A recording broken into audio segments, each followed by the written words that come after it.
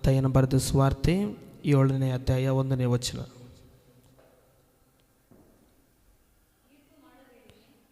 ತೀರ್ಪು ಮಾಡಬೇಡಿರಿ, ಹಾಗೆ ನಿಮಗೂ ತೀರ್ಪಾಗುವುದಿಲ್ಲ. ನೀವು ತೀರ್ಪು ಮಾಡುವ ತೀರ್ಪಿಗೆ ಸರಿಯಾಗಿ ನಿಮಗೆ ತೀರ್ಪಾಗುವುದು. ಸಾಕು ನೋಡ್ರಿ ಪ್ರೀತಿಯ ದೇವರ ಜನರ ಮಕ್ಕಳೇ, ದೇವರ ವಾಕ್ಯ ಹೇಳುತ್ತದೆ, ಒಬ್ಬರನ್ನು ನೋಡಿ ನೀನು ಅಸಹ್ಯಗೊಳ್ಳಬೇಡ, ಒಬ್ಬನನ್ನು ನೋಡಿ ನೀನು ಕೋಪ ಪಡಬೇಡ. ಒಬ್ಬನು ಬದುಕುತ್ತಾ ಇದ್ದಾನೆ ಎಂಬುದಾಗಿ ಒಬ್ಬನು ನೋಡಿ ಅಸಹ್ಯ ಪಡಬೇಡ. ದೇವರ ವಾಕ್ಯವು ಹೇಳ್ತಾ ಇದೆ, ನೀನು ಏನು ತೀರ್ಪು ಮಾಡುತ್ತೀಯೋ ಅದು ನಿನಗೆ ತೀರ್ಪು ಮಾಡುವುದು ಅಧಿಕಾರ ನಿನಗಿಲ್ಲ ಎಂಬುದಾಗಿ ಆತನ ವಾಕ್ಯ ಹೇಳುತ್ತದೆ. ಪ್ರಿಯರೇ, ನಾವು ಒಬ್ಬರ ಮುಂದೆ ಮಾತನಾಡುವಾಗ, ಒಬ್ಬರ ಮುಂದೆ ಹೇಳುವಾಗ ನಾವು ದೇವರಲ್ಲಿ ಇದ್ದೀವಾ ಇಲ್ಲ ಎಂಬುದಾಗಿ ಪರೀಕ್ಷಿಸಿಕೊಳ್ಳಬೇಕು. ಪ್ರಿಯರೇ, ನಮ್ಮ ಕಣ್ಣಿನ ಹತ್ರ ನಮ್ಮ ಕಣ್ಣಿನಲ್ಲಿರುವಂಥ ಧೂಳು ಎಷ್ಟಿರುತ್ತದೆ ಪ್ರಿಯರೇ? ಧೂಳು ಅಂದರೆ ಅದು ಕಾಣುವುದಿಲ್ಲ, ಅದು ಕಣ್ಣಾಗಿ ಬಿದ್ದುತ್ತಂದರೆ ಎಷ್ಟು ತ್ರಾಸು ಕೊಡುತ್ತದೆ ಅಲ್ಲ ಪ್ರಿಯರೇ? ಹಾಗೆ ನಮಗೂ ಕೂಡ ದೇವರಲ್ಲಿ ನಾವು ಒಬ್ಬರಿಗೆ ಹೇಳುವಾಗ ನಮಗೂ ಕೂಡ ಅಷ್ಟು ನೋವಾಗುತ್ತದೆ ಪ್ರಿಯರೇ. ದೇವರ ವಾಕ್ಯವು ಕೂಡ ಇದು ಹೇಳುತ್ತದೆ. ಮತ್ತಾಯನ ಬರೆದ ಸುವಾರ್ತೆ 6ನೇ ಅಧ್ಯಾಯ 22ನೇ ವಚನದಲ್ಲಿ, ಕತ್ತಲಲ್ಲಿ ಇರುವಂಥವನು ಬೆಳಕಿಗೆ ಬಾ ಎಂಬುದಾಗಿ. ನೋಡ್ರಿ ಪ್ರಿಯರೇ, 6:22 ವಚನ ಹೋದ್ರಿ. ಕಣ್ಣು 6ನೇ ಅಧ್ಯಾಯ 22ನೇ ವಚನ.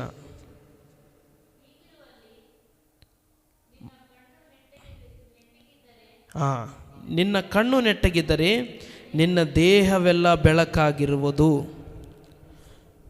ನೋಡ್ರಿ ಪ್ರಿಯರೇ, ನಾವು ನೆಟ್ಟಗಿದ್ದು ನಮ್ಮ ಕಣ್ಣುಗಳನ್ನು, ನಮ್ಮ ದೃಷ್ಟಿಯನ್ನು 2025ರಲ್ಲಿ ನಾವು ಕಣ್ಣಿನಿಂದ ಏನೇನು ನೋಡಿ ಬಂದಿದ್ದೆವು ಪ್ರಿಯರೇ ಗೊತ್ತಿಲ್ಲ. ಎಷ್ಟು ಆಕ್ಸಿಡೆಂಟ್ಗಳನ್ನು ನೋಡಿದ್ದೇವೆ, ಎಷ್ಟೋ ಅನಾಹುತಗಳನ್ನು ಕೂಡ ನೋಡಿದ್ದೇವೆ, ಎಷ್ಟೋ ವಿಧವಾದವಂತ ನಾವು ನೋಡಿದ್ದೇವೆ. ಆದರೆ ದೇವರ ವಾಕ್ಯ ಹೇಳುತ್ತದೆ, ನಿನ್ನ ಕಣ್ಣು, ನಿನ್ನ ಬಾಯಿ, ನಿನ್ನ ಕಿವಿ ನೆಟ್ಟಗಾಗಿರಲಿ, ಎಲ್ಲವೂ ನಿನ್ನ ದೇಹವು ನೆಟ್ಟಗಾಗಿರಲಿ. 2025ರಲ್ಲಿ ನಾವು ಕರೆಕ್ಟ್ ಆಗಿದ್ದೀವಾ ಇಲ್ಲ ಎಂಬುದಾಗಿ ಈ ವಾಕ್ಯದ ಮೂಲಕ ನಾವು ಪರೀಕ್ಷಿಸಿಕೊಳ್ಳಬೇಕು ಪ್ರಿಯರೇ. ಈಗ ದೇವರ ಕಾಲವು ಸಮೀಪಿಸಿದೆ, ದೇವರ ಬರೋಣವು ಸಮೀಪವಾಗಿದೆ.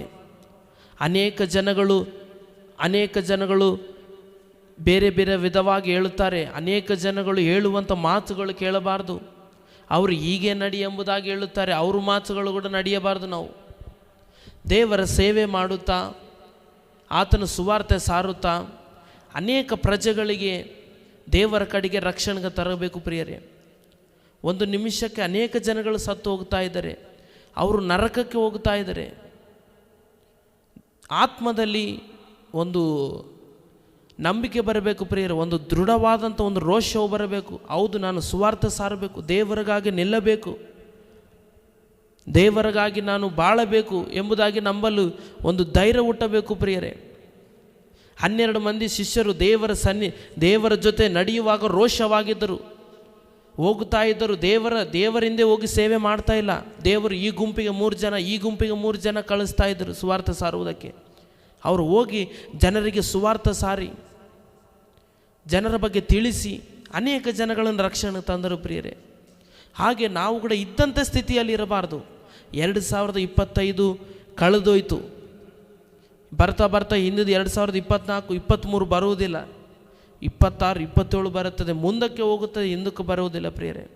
ಹಾಗೆ ನಾವು ಕೂಡ ರಕ್ಷಣೆ ಎಂಬುದು, ಪ್ರಾರ್ಥನೆ ಎಂಬುದು, ವಾಕ್ಯ ಎಂಬುದು, ನಿಜ ಜೀವಿತ ಎಂಬುದು ಹಿಂದಕ್ಕೆ ಹೋಗುವುದಿಲ್ಲ, ಮುಂದಕ್ಕೆ ಸಾಗಬೇಕು ಪ್ರಿಯರೇ. ಹಲ್ಲೆಲೂಯಾ. ಜ್ಞಾನೋಕ್ತಿಗಳು 20ನೇ ಅಧ್ಯಾಯ 12ನೇ ವಚನ ಓದೋಣ.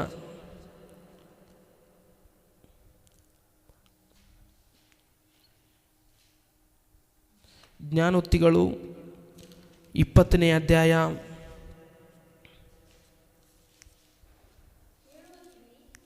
12 ಕೇಳುವ ಕಿವಿ, ನೋಡುವ ಕಣ್ಣು, ಇವೆರಡೂ ಯೆಹೋವನು ನೇಮಿಸಿದ್ದಾನೆ. ನಿನ್ನ ಕಿವಿ, ಕಣ್ಣು ದೇವರಿಟ್ಟಿದ್ದಾನೆ. ನಾನು ಯಾವುದಂತೋ ಪಾಪ ಮಾಡುತ್ತೇನೋ, ಯಾವ ದೃಷ್ಟಿಯಿಂದ ನೋಡುತ್ತೇನೋ, ಎಂಬುದು ನಮ್ಮಲ್ಲಿ ಇರಬಾರ್ದು ಪ್ರಿಯರೇ. ನಮಗೆ ಕೊಟ್ಟಿದ್ದಾನೆಂದರೆ ದೇವರು ಇವೆಲ್ಲವೂ ಕೊಟ್ಟಿದ್ದಾನೆಂದರೆ ಆತನನ್ನು ಸ್ತುತಿಸುವುದಕ್ಕೆ. ಆತನ ತೋಟದಲ್ಲಿ ನಿವಸಿಸ್ತಾ ಇದ್ದೇವೆ ಪ್ರಿಯರೇ. ನಾವೆಲ್ಲರೂ ಆತನ ಒಂದು ಕೈಯಲ್ಲಿ ನಾವು ನಿವಸಿಸುತ್ತಾ ಇದ್ದೇವೆ. ಯಾವಾಗ ಆತನು ಕರೆಯುತ್ತಾನೋ, ಯಾವಾಗ ತಗೊಳ್ಳುತ್ತಾನೋ ಗೊತ್ತಿಲ್ಲ ಪ್ರಿಯರೇ. ಅದಕ್ಕೆ ಬಹು ಜಾಗ್ರತೆ ಉಳ್ಳವರಾಗಿರ್ರಿ ಎಂಬುದಾಗಿ ಆತನ ವಾಕ್ಯ ಹೇಳ್ತಾ ಇದೆ. ನಿನ್ನ ಕಣ್ಣಲ್ಲಿರುವಂಥ ನಿನ್ನ ಧೂಳನ್ನು ನೋಡಿಕೋ, ನಿನ್ನ ಸ್ನೇಹಿತನ ಧೂಳನ್ನು ತೆಗಿಲಿಕ್ಕೆ ಹೋಗಬೇಡ ಎಂಬುದಾಗಿ ಆತನ ವಾಕ್ಯ ಹೇಳ್ತಾ ಇದೆ. ಅಂದರೆ ಆತನಿಗಾಗಿ ಮಾತನಾಡುವುದು ಬಿಟ್ಟು ಬಿಡು, ನಿನ್ನ ಸೇವೆಯಲ್ಲಿ ನಿಲ್ತುಕೋ, ನಿನ್ನ ದೇವರ ಮುಂದೆ ಇಡು. ಪ್ರತಿಯೊಂದು ವಿಷಯ ಪಿನ್ ಟು ಪಿನ್ ದೇವರ ಹತ್ರ ಇಡು, ದೇವರ ಹತ್ರ ಬೇಡಿಕೋ. ಮನುಷ್ಯರ ಹತ್ರ ಬೇಡದರೆ ಮನುಷ್ಯರ ಹತ್ರ ಹೇಳಿದ್ರೆ ಏನು ಸಾಧ್ಯವಿಲ್ಲ ಪ್ರಿಯರೇ. ದೇವರ ಹತ್ರ ಹೇಳಿದರೆ ದೇವರು ನಿನಗೆ ತಕ್ಕ ಉತ್ತರವನ್ನು ಕೊಡುವಾತನಾಗಿದ್ದಾನೆ. ಹಲ್ಲೆಲೂಯಾ. ಅದೇ ಜ್ಞಾನೋಕ್ತಿ 3ನೇ ಅಧ್ಯಾಯ 22ನೇ ವಚನ ಪ್ರಿಯರೇ, ಓದೋಣ. ನಾನೆಲ್ಲ ಹೇಳುವುದು ವಾಕ್ಯ ಪಾಯಿಂಟ್ ಮಾಡ್ಕೊಳ್ಳಿ, ಇಟ್ಕೊಳ್ರಿ. ಇಲ್ಲಿ ಗರ್ವ ಬರುತ್ತದೆ ಪ್ರಿಯರೇ.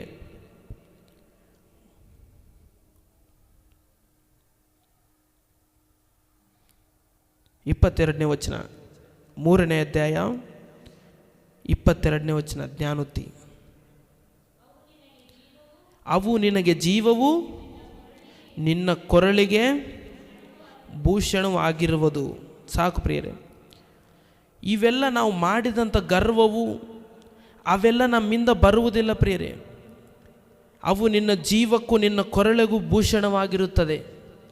ಅದು ಎಂದಿಗೂ ಶಾಪವಾಗಲಿ, ನಾವು ಮಾಡುವಂಥ ಪಾಪವಾಗಲಿ ಎಂದಿಗೂ ಅದು ಹೋಗುವುದಿಲ್ಲ ಪ್ರಿಯರೇ. ದೇವರ ಹತ್ರ ಕುಂತಿಕೊಂಡು ಪ್ರಾರ್ಥಿಸುವಾಗ, ಉಪವಾಸ ಇದ್ದು ಪ್ರಾರ್ಥಿಸುವಾಗ, ದೇವರ ಹತ್ರ ಬೇಡುವಾಗ ಆತನು ನಮ್ಮ ಪಾಪಗಳನ್ನು ತೊಳೆಯುವಾತನಾಗಿದ್ದಾನೆ ಪ್ರಿಯರೇ.